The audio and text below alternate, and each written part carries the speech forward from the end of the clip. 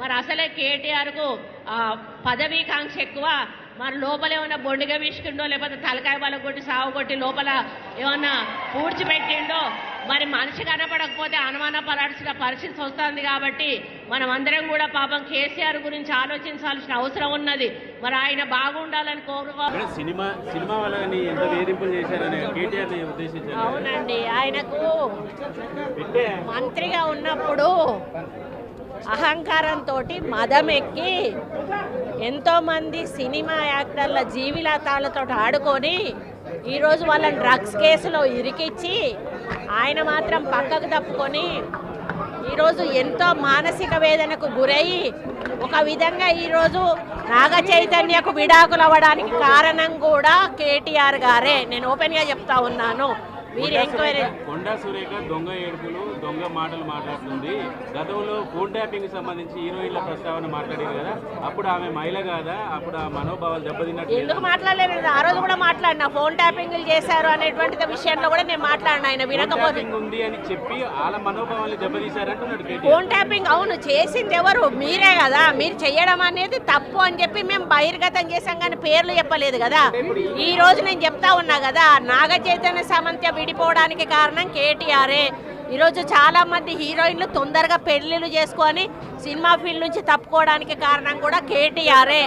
ఆయన ఆ రోజు మత్తు పదార్థాలకు అలవాటు పడి వాళ్ళను కూడా మత్తు పదార్థాలకు అలవాటు చేసి రేవ్ పార్టీలు చేసుకొని మదమెక్కి వాళ్ళ జీవితాలతో ఆడుకొని బ్లాక్మెయిల్ చేసి వాళ్ళను ఇబ్బంది పెట్టినటువంటి వ్యక్తి కేటీఆర్.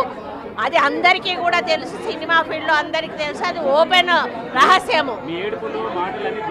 ఎందుకండి ఎందుకేడు దొంగ మాటలు నా మీద వ్యక్తిగతంగా నా క్యారెక్టర్ అసోసియేషన్ చేసినప్పుడు నేను ఎందుకు దొంగ ఏడుపులు ఏడుస్తాను? నువ్వు ఎవరి మీద వచ్చినప్పుడు ఏడిస్తే ఏదో నాటకం చేసినట్టు నా క్యారెక్టర్ అసాసినేషన్ చేస్తారు, నా మీద అసభ్యకరమైనటువంటి పోస్టులు పెడతారు. సిగ్గు లేకుండా మీ భారతీయ రాష్ట్ర సమితి పైన పేరు ఉంటుంది, అకౌంట్ పేరు, కింద మీ ఫోటోలతోటి కామెంట్లు ఉంటాయి. ఇవన్నీ ఉంటే అట్లీస్ట్ కొంచెమన్నా మనసున్న మనిషిగా హరీష్ రావు గారు ఒక ట్వీట్ చేశాడు, నువ్వు మనిషివేనా? అసలు నువ్వు ఒక తల్లికి పుట్టలేదా? ఒక భార్యను చేసుకోలేదా? ఒక బిడ్డను కనలేదా? నువ్వు మనిషివి కాదా? పశువువా? నువ్వెందుకు రియాక్ట్ అవుతలేవు? మీ భారతీయ నువ్వు ఒక వర్కింగ్ కమిటీ ప్రెసిడెంట్గా నువ్వు రియాక్ట్ కావాల్సిన అవసరం ఉంది. అకౌంట్ మాది కాదని చెప్పాల్సిన అవసరం ఉంది. వాళ్ళ మీద చర్యలు తీసుకోమని చెప్పాల్సిన అవసరం ఉంది. వాళ్ళను పార్టీల నుంచి బహిష్కరించాల్సిన అవసరం ఉంది. మూడు అకౌంట్లు దుబాయ్ నుంచి జరుగుతున్నాయండి. 3 అకౌంట్ ఇక్కడి నుంచి జరుగుతూ ఉన్నాయి. ఇది కొత్త కాదు. ఆ రోజు నుంచి విజయలక్ష్మిని చేశారు, సీతక్కని చేశారు, ఈరోజు నన్ను చేశారు. అసలు దానికి పద్ధతి పాడు ఉందా అని అడుగుతా ఉన్నాను. మీకు మనుషులకున్న అనుబంధాల గురించి సంబంధాల గురించి ఏమైనా అవగాహన ఉందా అని చెప్పి అడుగుతా ఉన్నాను. సైబర్ క్రైమ్లో పెట్టామండి, పోలీస్ స్టేషన్లలో కూడా పెడతాము. పిసిసి ప్రెసిడెంట్ గారిని కూడా పెట్టామని కోరాను. అదేవిధంగా మరి వాళ్ళ మీద చర్యలు కూడా తీసుకోమని చెప్పడం జరుగుతూ ఉంది. కాకపోతే ఇది మాకు వచ్చేసి నాన్ అవైలబుల్ కేసు, దానివల్ల వాళ్ళు ఇంకా రెచ్చిపోయే అవకాశం ఉంటుంది.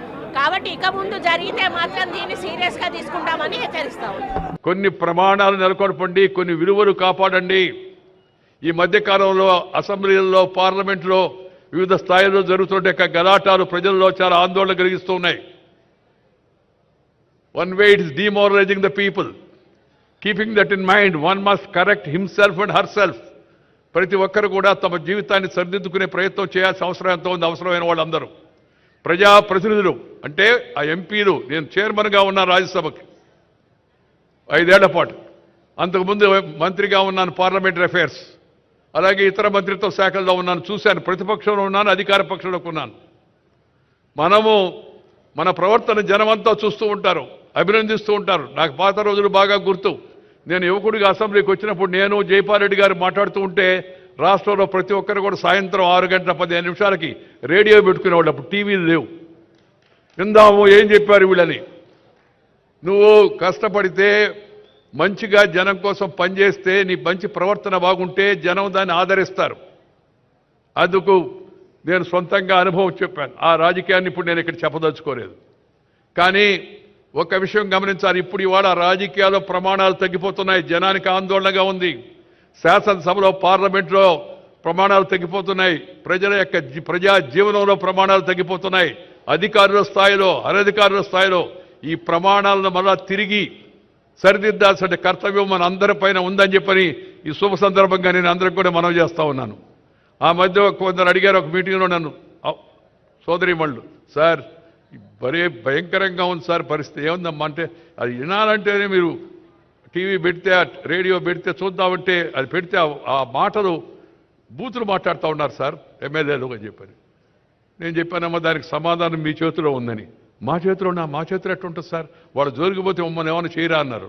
ఏం లేదమ్మా మీ చేతిలోనే ఉంది, ఈ బూతులు మాట్లాడే వాళ్ళకి పోలింగ్ బూతులోనే సమాధానం చెప్పండి అని చెప్పాను. వాళ్ళకి ముందు అర్థం కాల, ఏంద్రా బూతులు మాట్లాడేవాడికి బూతులో సమాధానం చెప్పండి అడిగినాని. పోలింగ్ బూత్లో లోపలికి వెళ్ళి గుడ్డ ముసుగేసి ఉంటుంది, లోపల బటన్ నొక్కితే ఫినిష్ అయిపోద్ది కార్యక్రమం. ప్రజాస్వామ్యంలో ప్రజలు రుజువర్తన లేని వారిని, నీతి నిజాయితీ లేని వారిని, ఇతర విషయాలపై ఆధారపడి జనాన్ని రెచ్చగొట్టి గెలిచే వాళ్ళని తగిన గుణపాఠం వాళ్ళకి చెప్పాల్సిన అవసరం ఉంది. సమయం ఆసన్నమైంది. ప్రజలు మంచిగా ఉండేటికి ఎన్నుకులను కానీ ఎన్నుకుంటే ప్రజలకు కూడా మంచి జరుగుతుంది. కులం పేరుతో, మతం పేరుతో, వర్గం పేరుతో, వర్ణం పేరుతో, జిల్లా పేరుతో, భాష పేరుతో జనాన్ని చీల్చే ప్రయత్నాలు చేయకూడదు. అందుకని నేను ఎప్పుడు ఒక మాట చెప్తుంటాను, ఆ మాట చెప్పి ముగిస్తాను. Character, calibre, capacity and conduct ఉన్న వ్యక్తులను ఎన్నుకోవాలా. 4 Cలు character, calibre, capacity and conduct ఉన్న వ్యక్తులను ఎన్నుకోవాలా. రాజకీయంలోనే కాదు ఏ రంగంలోనైనా సరే అలాంటి వాళ్ళని ప్రోత్సహించాలా. కానీ కొంతమంది నాయకులు కొత్తగా కనిపెట్టారు 4 Cలు. ఆ సీలు కష్టం కదా, అందుకని దాని ప్లేస్లో కొత్త సీలు కనిపెట్టారు. ఏందయ్యా కొత్త సీల్ అంటే? Caste, community, cash, criminality. ఆ సీలు బదులు ఈ సీలు. కానీ నేను వాళ్ళకి కూడా చెప్పదలుచుకున్నది తాత్కాలికంగా ఒకసారి ఉపయోగపడవచ్చేమో, కానీ ఎల్లకాలం అది మనం రక్షించదు. కాబట్టి అందరూ కూడా ఆ లక్షణాలను వాటిని దూరంగా పెట్టి మంచి ధనంతో మంచిగా ప్రజలకు మేలు చేసే ప్రయత్నం ప్రజాప్రతినిధులు చేయాలని సందర్భంగా మనవి చేస్తూ, ప్రతిభ ఉంటే పురస్కారం లభిస్తుంది దానంతటదే, దాని గురించి ఆలోచించాల్సిన అవసరం లేదని చెప్పని మరొకసారి చెప్తూ తెలంగాణ ప్రభుత్వానికి నేను అభినందనలు తెలియజేస్తూ, మరి నాకు రేవంత్ రెడ్డి గారు చెప్తే నేను చెప్పానయ్యా మామూలుగా నేను సన్మానాలు పెద్దగా అంగీకరిస్తాను, దట్టు ఈ అవార్డు ఇచ్చిన సందర్భంగా అంటే లేదు సార్ ప్రభుత్వం తరఫున మా తెలుగువాడిగా మీకు ఈ అవార్డు వచ్చినందుకు మేము ప్రభుత్వం తరఫున సన్మానిస్తామని చెప్పారు.